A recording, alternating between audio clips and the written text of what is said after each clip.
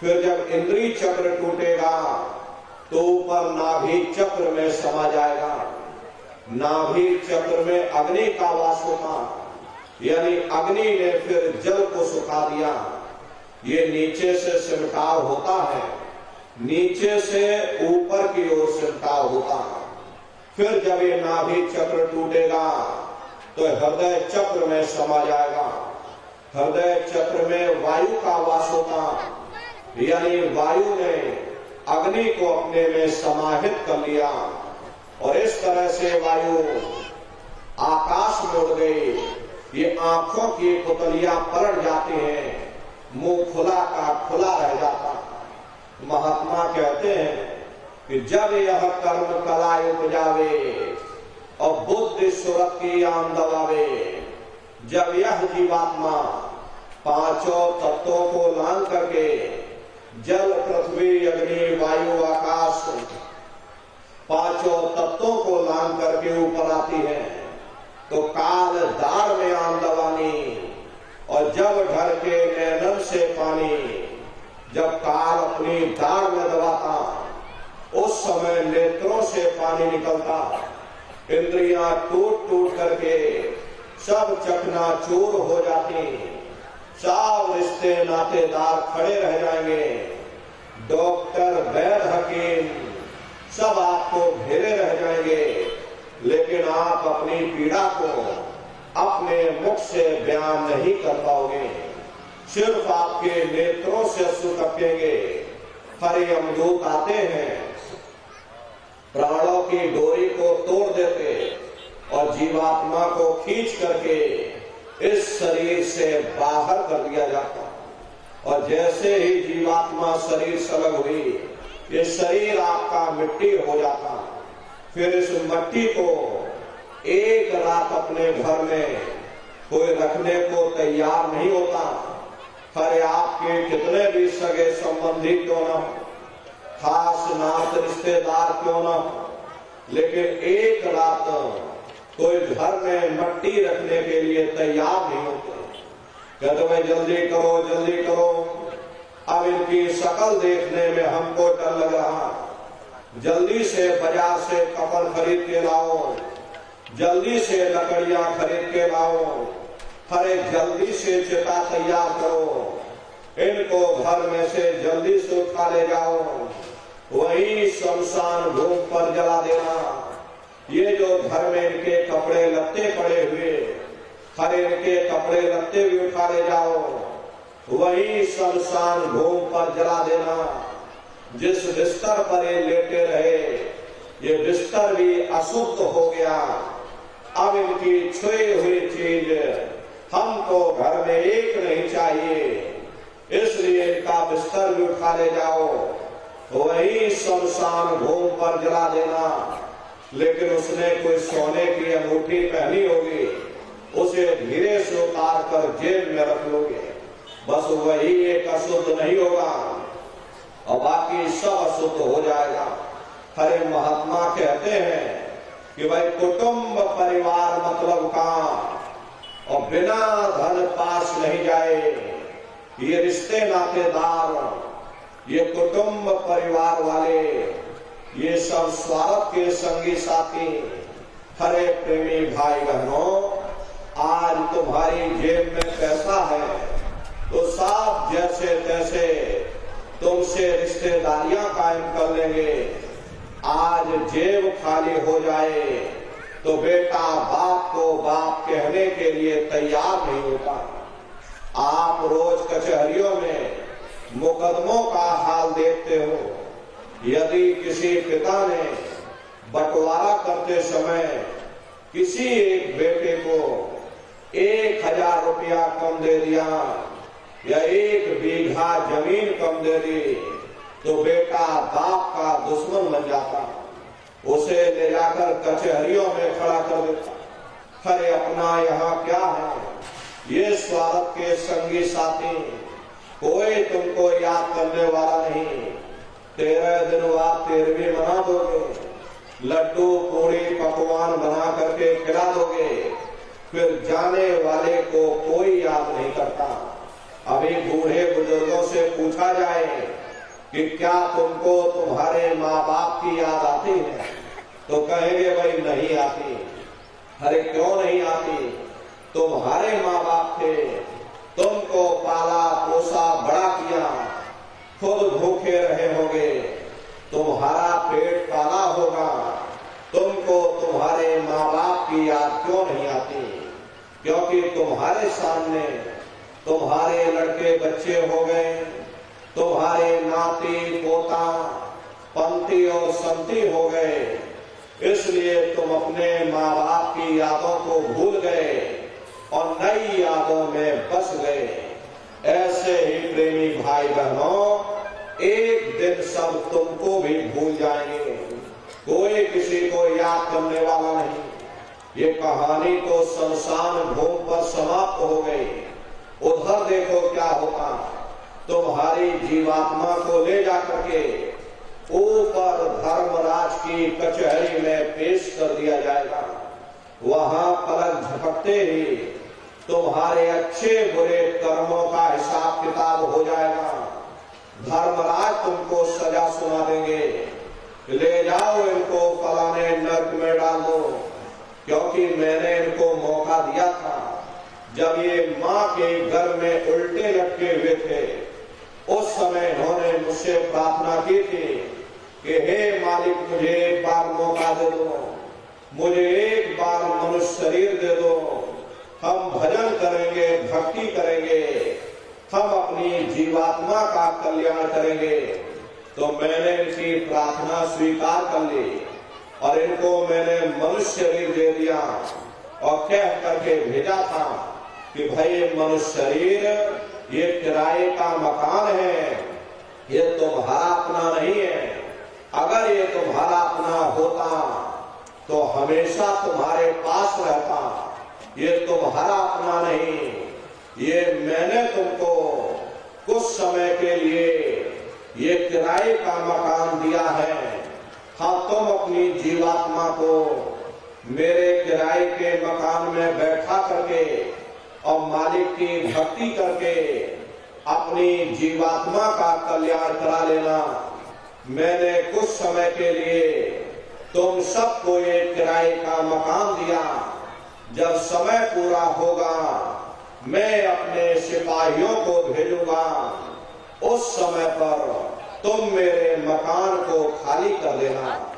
लेकिन इतना ध्यान रखना कि जैसा साफ सुथरा मैंने तुमको ये किराए का मकान दिया, वैसा ही साफ सुथरा तुम मुझको वापस लौटा देना। लेकिन इस किराए के मकान में बैठ करके इन्होंने अच्छे बुरे कर्म कर डाले, मेरे किराए के मकान को इन्होंने अपने कर्मों से गंदा कर दिया, इसलिए कर्मों की सजा इनको मिलेगी। ले जाओ इनको फलाने नर्क में डाल दो। हरे महात्मा कभी झूठ नहीं बोलते। महात्माओं ने जब साधना किया, साधना करके जब ऊपर गए, ऊपर जा करके जब उन्होंने नरकों का हाल देखा, तो हमारी आपकी जानकारी के लिए उन्होंने धर्म ग्रंथों में लिख दिया कि लोह के खंभ तपत के माही, और जहां जीव को ले चिपकाई वहां लोहे के खंभे अग्नि से धधक धधक कर लाल हो रहे। ऐसे छोटे जीवों को उन खंभों में चिपकाया जाता। जीव हाय हाय करके तड़पता है, तड़प तड़प जीव जुलम बुखारी, तपत खम्भ दुखी उपजे भारी। असहनी वेदना होती, असहनी दुख दर्द होता, जीव वहां रोता चिल्लाता रहता। वहां कोई तुम्हारी पुकार सुनने वाला नहीं, कोई तुम्हारी दर्द भरी आवाज को सुनने वाला नहीं। हरे नारियों, ये दुर्दशा क्यों हो गई? क्योंकि हम लोग मनमुखी हो गए, मन के कहे पर चलने लगे, मन के कहे पर चल करके अच्छे बुरे कर्म करने लगे। कर्मों का ये जखीरा अंबार के अंबार हमने अपने सिर पर लाद लिए, आज भी कर्मों का भोग पा रहे हैं। हरे महात्मा कहते हैं कि भाई नर की अनेक और हैं, कहाँ लग कहो बखान, दुख भोगते यह जीव जो, जाने जो भोग समान। कहते भाई एक नरक नहीं, ऐसे वहां अनेकों अनेक नरक बने हुए, अलग अलग खोटे पाप कर्मों के वहां पर अलग अलग नरक बने हुए। ये जीव अपने अपने कर्म के अनुसार अनंतों अनंत युगों तक, वर्षों की बात नहीं कर रहे, अनंतों अनंत युगों तक जीव नरकों की यातनाएं भोगता रहता, और नरकों की यातनाएं भोगने के बाद में इसी जीवात्मा को सीधे मनुष्य शरीर नहीं दिया जाता, बल्कि इसे 4 खान 84 लाख योनियों में डाला जाता। जैसे बच्चा होता है, बच्चा पहले कक्षा 1 पास करेगा, फिर कक्षा 2 में जाएगा, ऐसे वहां पर पूरा चैनल बना हुआ। नरकों की यातनाएं भोगने के बाद में इन्हीं जीवात्माओं को 4 खान 84 लाख योनियों में डाला जाता है। ये 4 खान 84 लाख योनियां ये कोई मामूली योनियां नहीं होती। 4 खान का मतलब होता है अंडज पिंडज उपमज स्थावर। ये 4 खाने हैं। पहली श्रेणी में पेड़ पौधों की आती, जिनके अंदर पानी का तत्व मौजूद होता है। कभी ये भी मनुष्य हुआ करते थे, लेकिन आज अपने कर्मों का भोग पा रहे एक जगह पर बेचारे खड़े हुए। दूसरी श्रेणी कीड़े मकोड़ों की आती है, जिनके अंदर पृथ्वी और अग्नि का तत्व मौजूद होता है। तीसरी श्रेणी पंछियों की आती, चौथी चौपाए जानवरों की आती, और 5वीं स्वयं इंसान की आती, जिसके अंदर 5 तत्व जल पृथ्वी अग्नि वायु आकाश 5 तत्व मौजूद होते। प्रेमी भाई बहनों, ये 4 खाने हैं, इनकी अलग अलग कुल 84 लाख योनियां होती हैं। अब आप पेड़ पौधों को देखिए तो आम का पेड़ अलग है, नीम का पेड़ अलग है, पीपल का पेड़ अलग है। ऐसे ही अलग अलग प्रजातियों के कीड़े मकोड़े, अलग अलग प्रजातियों के पशु पंछी, कुल मिलाकर के 84 लाख योनियां हैं। हम दुनिया के जीव नरकों की यातनाएं भोगने के बाद में अनंतों अनंत समय के लिए इन्हीं 84 लाख योनियों में फिर डाले जाते हैं। मामूली कष्ट नहीं होता। अरे हमको आज तो गर्मी लग गई तो हम लोग छाया में आ गए, सर्दी लग गई कंबल रजाई हो गया, भूख लग गई रोटी खा ली, बीमार हो गए अस्पतालों में चले गए, अपना अपना इलाज करवा लिया। लेकिन देखो उन जानवरों को, क्या गर्मी, क्या सर्दी, क्या बरसात, एक एक निवाले के लिए दर बदर ठोकरें खाते रहते हैं। किसी का हाथ कट गया, किसी का पैर कट गया, किसी को जीते जी काट डाला, और मुर्गी की तो गर्दन ही मरोड़ डाली। क्या उनको दर्द नहीं होता? अरे उनको भी दर्द होता, उनको भी तकलीफ होती है। प्रेमी भाई बहनों, मादा बिच्छू होती है। मादा बिच्छू जब अपने बच्चे को जन्म देती है तो उसी के बच्चे अपनी भूख को मिटाने के लिए अपनी माँ की पीठ पर चढ़ जाते हैं, और अपने माँ की पीठ पर चढ़ करके माँ की पीठ से निकाल निकाल करके उसी के मांस को नोच नोच करके खाते हैं। वो माँ तड़पती रहती है, कराहती रहती है। एक दिन में मृत्यु नहीं होती, कई दिन लग जाते हैं जब तक पूरा मांस खाना ले, हड्डी हड्डी न बच जाए, तब तक मादा बिच्छू के बच्चे अपनी माँ की पीठ से नीचे नहीं उतरते। इतनी भारी तकलीफ झेलनी पड़ती है। ऐसे न जाने कितने जीव जंतु हैं। बैलों को ही देखिए, बीमार बैल, उनके मुंह से पशु का निकलता रहता, लेकिन टनों बोझा उनके ऊपर डाल दिया जाता, डंडा मार मार करके चलाया जाता। क्या उनको दर्द नहीं होता? अरे उनको भी दर्द होता, उनको भी तकलीफ होती, लेकिन वे बेचारे बेजुबान हैं, कुछ बोल नहीं पाते, कुछ बता नहीं पाते। हम लोगों के अंदर जुबान है, हम लोग बोल बता देते, वे सिर्फ रोते और चिल्लाते रहते।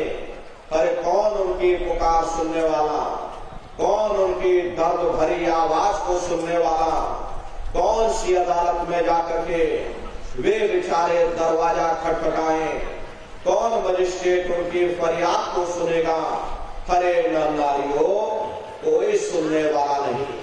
अरे कई जन्म भय कीट पतंगा, कई जन्म भय मीन कुरंगा, कई जन्म पंखी सर्पयो, कई जन्म है वृक्ष जोयो, मिल जगदीश मिलन की वरिया, चिरंकार यह देश दरिया। करोड़ों करोड़ युगों से नरकों की यातनाएं भोगने के बाद फिर हम लोगों को कभी कीड़े पतंगों की योनि में, कभी पेड़ पौधों की योनि में, तो कभी पशु और पंछियों की योनि में डाला जाता। प्रेमी भाई बहनों, 84 लाख योनियों की सबसे जो आखिरी योनि होती है वो गाय और बैल की योनि होती। गाय स्त्री का रूप लेती है और बैल पुरुष का रूप लेते। ये 84 लाख योनियों की सबसे आखिरी योनि यानी कि अंतिम पायदान होता। उसके बाद तब जाकर के हम लोगों को दोबारा फिर से मनुष्य शरीर प्राप्त होता। इसीलिए कहा गया बड़े भाग्य मानुष तन पाया, कोट जन्म जब भटका खाया। कोटान कोट जन्म जन्मांतरों तक अलग अलग योनियों में भटकने के बाद तब बड़े सौभाग्य से हम लोगों को ये मानव तन प्राप्त हुआ। बड़े से बड़े देवी देवता भी इस मानव तन को पाने के लिए तरसते हैं, क्योंकि 84 लाख योनियों से, उन नरकों से निकलने का केवल एक ही दरवाजा है, वह केवल मनुष्य का शरीर है।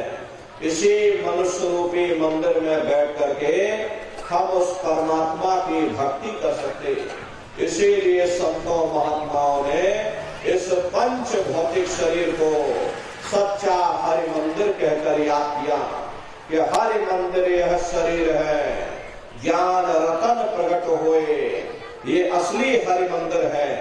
जब भी वो परमात्मा मिलेगा इसी हरि मंदिर के अंदर मिलेगा। प्रेमी भाई बहनों, इसी पंच भौतिक शरीर को ईसा मसीह साहब ने टेम्पल ऑफ लिविंग गॉड यानी जिंदा ईश्वर का मंदिर कहा। इसी पंच भौतिक शरीर को गुरु नानक साहब ने नर नारायणी देह कहकर याद किया। ये वो देह है जिसमें नारायण स्वयं विराजमान है। इसी पंच भौतिक शरीर को मुसलमान फकीरों ने कुदरती काबा कहकर याद किया। ये असली कुदरती काबा है। खुदा का दीदार जब भी होगा इसी कुदरती काबे के अंदर जाकर होगा। बाहर से आज तक न कभी किसी को परमात्मा मिला, न भविष्य में कभी मिल सकता।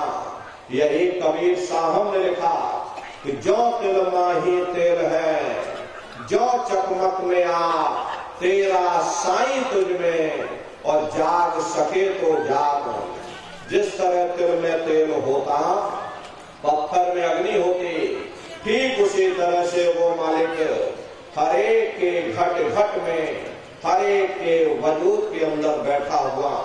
यही आपकी धर्म पुस्तकों में भी लिखा, तेरे मोको का ढूंढे रे बंदे, मैं तो तेरे पास में, और ना तीरथ में ना मूरत में, मैं तो हूँ विश्वास में। ना मैं तीरथ में मिलूंगा, ना मैं मूरत में मिलूंगा, न मंदिर में मिलूंगा, न मस्जिद में मिलूंगा, न ग्रंथों में मिलूंगा, न पोथियों में मिलूंगा। मैं जब भी मिलूंगा तो मैं तुम्हारे अंदर मिलूंगा। प्रेमी भाई बहनों, अगर खाना बनाने की किताब सारे दिन बैठ करके आप पढ़ते रहोगे तो कभी तुम्हारा पेट नहीं भर सकता। जब तक आप खाना बनाओगे नहीं, उसे खाओगे नहीं, तुम्हारा कभी पेट नहीं भर सकता। हम वेदों की निंदा नहीं करते, हम ग्रंथों की निंदा नहीं करते, हम गीता पुराण बाइबल की निंदा नहीं करते। वेद शास्त्र गीता पुराण बाइबल कहते हैं कि मनुष्य के अंदर अंड खंड ब्रह्मांड है, स्वयं वह परमात्मा बैठा हुआ। चलो अंदर चलो, अंदर चल करके उस मालिक का दर्शन दीदार करो। अब सवाल ये उठता है कि भाई अब हम अपने अंदर कैसे जाएंगे, अपने वजूद के अंदर जा करके, इस हरि मंदिर के अंदर जा करके हम उस परमात्मा को कैसे प्राप्त करेंगे। इसके लिए संतों महात्माओं ने केवल 3 साधन बताए। साधन 3 साधन वर्णे और साधन सब थोथे मान। इस कलयुग में उस मालिक को पाने के लिए संतों महात्माओं ने केवल 3 साधना बताई। पहला है सुमरन, दूसरा है ध्यान और तीसरा है भजन।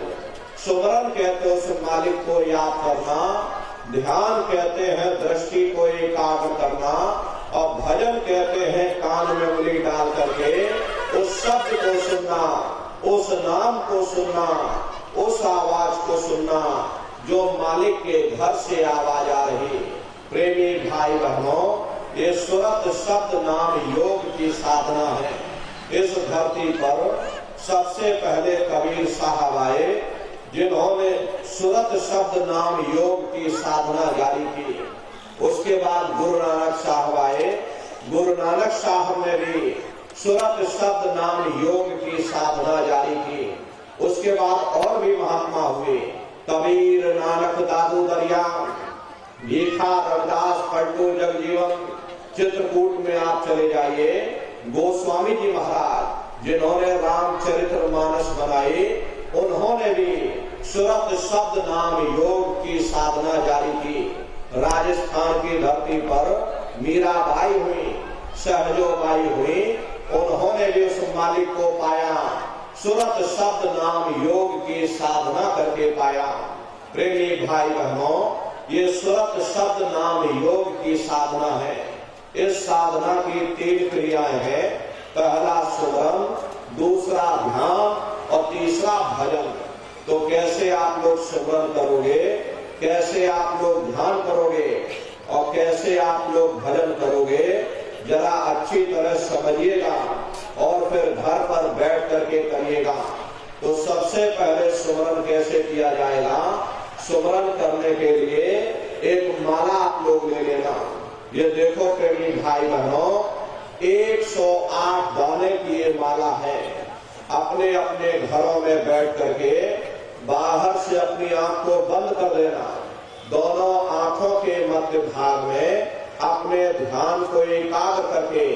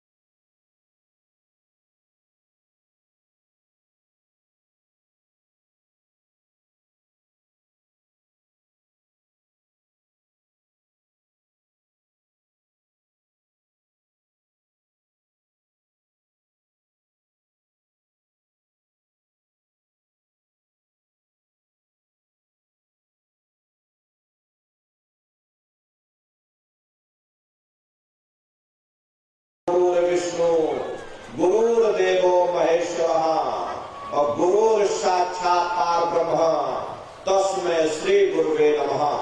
तीन लोक नौ खंड में गुरु से बड़ा न कोई और कर्ता करे न कर सके, गुरु करे सो हुई। इसलिए प्रेमी भाई बहनों, साधना करने से पहले जय गुरुदेव नाम का सुमरन सभी नए प्रेमी भाई बहन करिएगा। सुमरन करने के बाद में फिर आप ध्यान पर बैठिएगा। दूसरा है ध्यान, और ध्यान कहते हैं दृष्टि को एकाग्र करना। कैसे आप लोग ध्यान करोगे, जरा अच्छी तरह से समझ लीजिए। अपने अपने घरों में पलथी मार करके बैठिएगा, बाहर से अपनी आंख को बंद कर देना।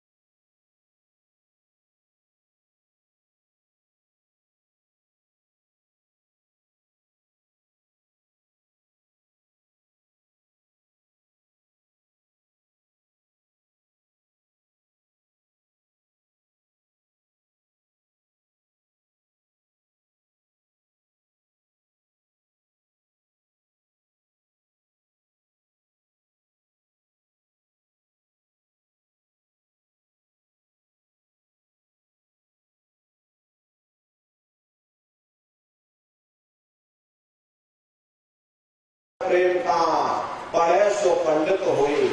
दुनिया वाले कहते हैं कि 2.5 अक्षर का मतलब प्रेम है। प्रेम नहीं है, प्रेम में तो मात्रा लगी हुई है। यहाँ पर जिस 2.5 अक्षर का वर्णन उन महात्माओं ने किया वो है शब्द शा, आदा, बा और दा। उसी शब्द को महात्माओं ने नाम कहा। कलयुग केवल नाम यह धरा, सुमेर सुमेर नर उतर ही पारा।